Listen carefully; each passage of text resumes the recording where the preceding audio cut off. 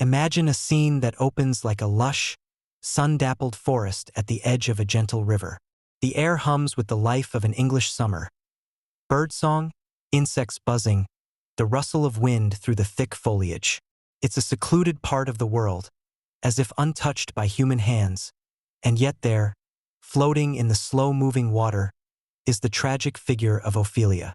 Her body lies half-submerged in the river, buoyant as the water cradles her. You can feel the coolness of the river against her pale skin, her slender arms outstretched as if she's offering herself to the elements around her. Her fingers lightly brush the surface, creating ripples that glide outwards, distorting her reflection. Her delicate hands, limp and lifeless, seem to float like the petals of flowers that drift around her. Her dress is a soft, flowing gown, and though soaked, it still retains the richness of its colors. The fabric fans out around her like the wings of a fallen bird, heavy with water yet somehow still graceful. You can imagine the damp velvet and silk clinging to her skin, its once warm tones of deep reds, blues, and golds now muted by the cool embrace of the river. It feels as though nature is in mourning, and the dress, once so beautiful and vibrant, is fading into the surroundings. The flowers tell their own story, and they are everywhere. In her hands, scattered in the water, resting in her hair. Each bloom is symbolic. There are bright poppies, crimson red like drops of blood, whispering of sleep and death. Soft violets tumble from her fingers, speaking of young love and lost innocence. Daisies float beside her, flowers of purity, yet now drifting away, fragile and ephemeral. The willow branches above her weep long tendrils of green into the river, framing her like a curtain drawn closed over her story. Ophelia's face is a study in contradiction.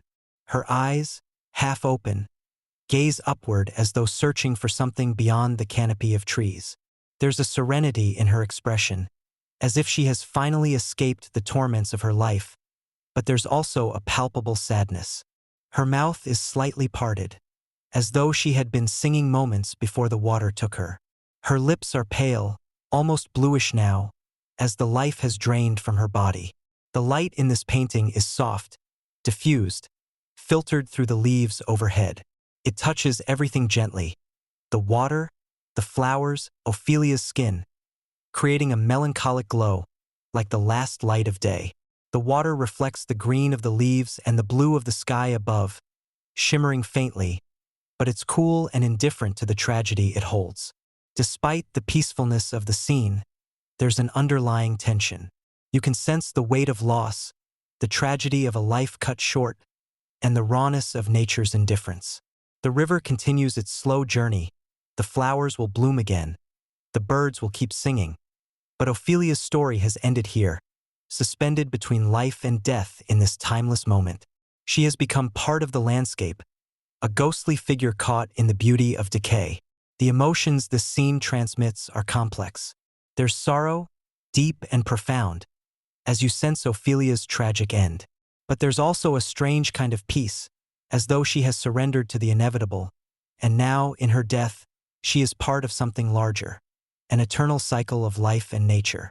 The beauty of the scene is undeniable, but it's the beauty of something fleeting, a beauty that carries with it the weight of loss and the inevitability of time. In this moment, you are with Ophelia, feeling the soft pull of the water, the coolness of the air, and the weight of her story, as it drifts slowly away with the current.